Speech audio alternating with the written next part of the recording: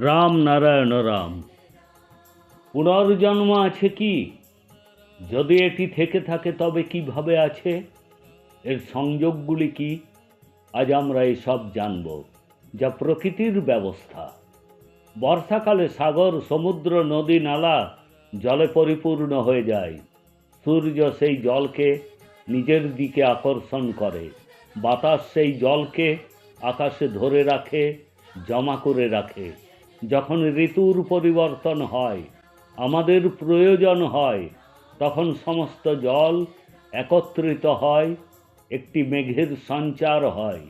সেই মেঘ জলে ভরা, কিন্তু তাতে জল দেখা যাচ্ছে না। যখন মেঘের একে অপরের সাথে সংঘর্ষ হয়, বিদ্যুৎ উৎপন্ন হয় এবং তারপর বৃষ্টি হয়। তাহলে এই জল যদি পৃথিবীর ওপরে না যায়, পৃথিবীতে ফিরে আসবে কিভাবে? তাই একইভাবে মানুষ, প্রাণী, জীবজন্তু, গাছপালা সবাইকে মরতে হবে। যার জন্ম হয়েছে তার মৃত্যু নিশ্চিত। পৃথিবীতে যার জন্ম হয়েছে সে তার সারা জীবন কিভাবে কাটিয়েছে, কোন নিয়মে জীবন যাপন করেছে, সমস্ত কিছু মহাকাশ দেখে। কারণ এই পৃথিবীটাও একটা বিদ্যালয়। এই বিদ্যালয় থেকে সবাই ভালো নম্বর পায় না।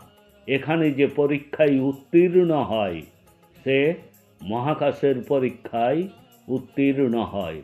কারণ মহাকাশই সব কিছু। মহাকাশ নিজেই প্রাচীন বেদের সমগ্র গ্রন্থ। এই বইটি একটি বাস্তব বই, মানব সৃষ্ট নয়। এই বইয়ের অসংখ্য পাতা রয়েছে। এই পাতাগুলি অসংখ্য তারা, নক্ষত্র, গ্রহ, নক্ষত্রপুঞ্জ, পঞ্চভূত প্রতিটি গ্রহ নক্ষত্রের মধ্যে অন্তর্ভুক্ত।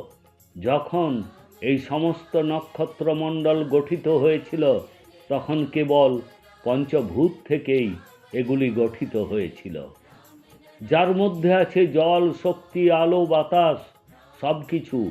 এই সব থেকে প্রকৃতির উদ্ভব হয়েছে এবং আমাদেরও সৃষ্টি হয়েছে।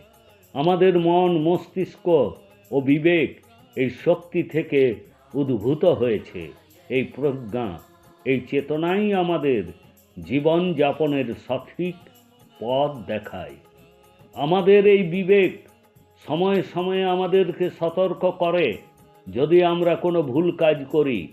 আমাদের মন এবং বিবেক কেবল আমাদের সঠিক এবং ভুলের মধ্যে পার্থক্যই করতে সাহায্য করে না, এটি আমাদের সার্বিক উন্নয়নেও সহায়ক রূপে প্রমাণিত হয়। মহাকাশে অগণিত নক্ষত্র, সূর্য এবং নক্ষত্রপুঞ্জ রয়েছে। পৃথিবীতে বসবাসকারী একজন মানুষ কি এইসব গণনা করতে পারে? এটা একটা অসম্ভব ব্যাপার। মহাকাশের গভীরতা কত, এর দৈর্ঘ্য প্রস্থ কত, কেউ কি মাপতে পারবে? আমরা কেবল অনুমান করতে পারি। আমরা তাদের গণনা বা পরিমাপ করতে পারি না।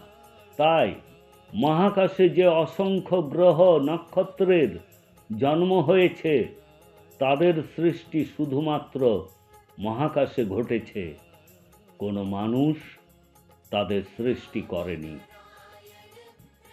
মহাকাশ কেউ সৃষ্টি করতে পারে না। এটা ছিল, আছে এবং থাকবে। মহাকাশ নিজেই ঈশ্বর, আল্লাহ, গড। মহাকাশই সব কিছু এবং সর্বশক্তিমান।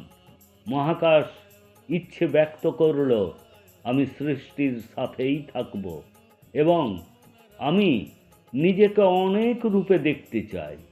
মহাকাশ নিজেকে দেখে উপভোগ করতে চেয়েছিল। এই জন্যই মহাসৃষ্টিকে সৃষ্টি করেছে। মানুষ সব বাধা, ঝামেলা, ভয়, ভীতি ইত্যাদি থেকে মুক্ত হতে পারে যদি সে নিজেকে জানে এবং প্রকৃতির সাথে সংযোগ স্থাপন করে। এছাড়াও রামনারায়ণ রাম জপ করুন। রামনারায়ণ রাম নামে শান্তি ও শক্তি আছে, যা আপনাকে শক্তিতে ভরিয়ে দেয়, আপনাকে আপনার কাজ সম্পন্ন করতে সক্ষম করে তোলে। রামনারায়ণ রাম নামে এমন এক শক্তি আছে যা সমগ্র সৃষ্টিকে নিজের মধ্যে ধারণ করে রাখে। রামনারায়ণ রাম নামের সঙ্গে যুক্ত হলে আপনি নিজেই জানতে পারবেন কিভাবে জীবনের কষ্টগুলো দূর হয়ে যায় এবং কিভাবে বাস্তবতা ও সুখ আপনার জীবনের সাথে যুক্ত হয়।